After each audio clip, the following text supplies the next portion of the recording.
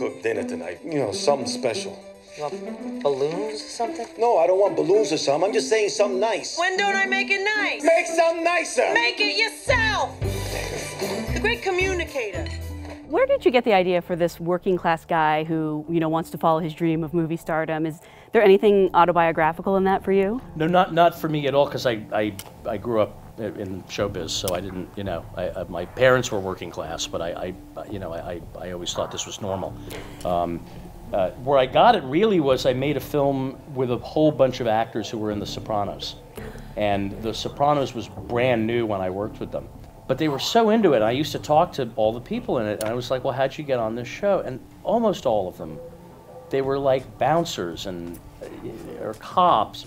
So that's what kind of made me think about, the truth about acting is you can practice and study forever and never get anywhere, or you can get online.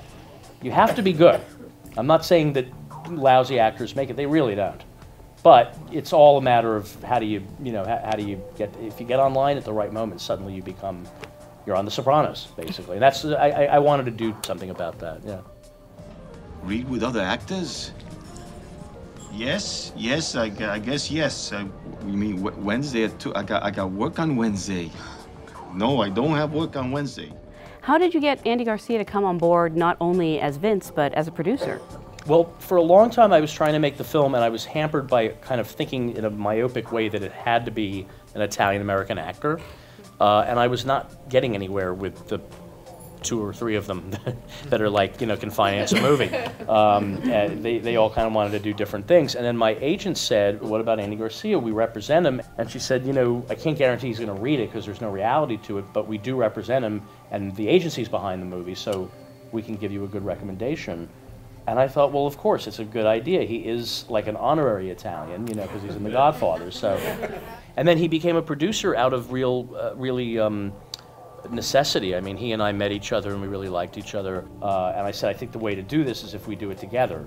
And so he joined me. And he was really a co-producer. He got a lot of the actors, came out of his phone book. He just started calling people up.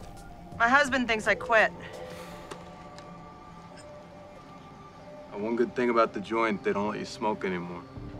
A lot of things happened with this movie that seemed like catastrophes at the time, and they all turned out to be fine. Juliana Margulies was the biggest one of those stories, because she wasn't even supposed to do the movie. It was supposed to be another actress who dropped out right before we started, and it felt like we were about to lose the whole movie. Juliana came through Andy at that late moment, and she said she'd do it. And she'd been retired for a couple of years at that point, so, she was certainly a name, but she wasn't who she is right now. Right. She was like, oh, she was in ER, but now she's Juliana again, so it's a different, That was nice of her to go get on a hit show, yeah. To help my movie, yeah.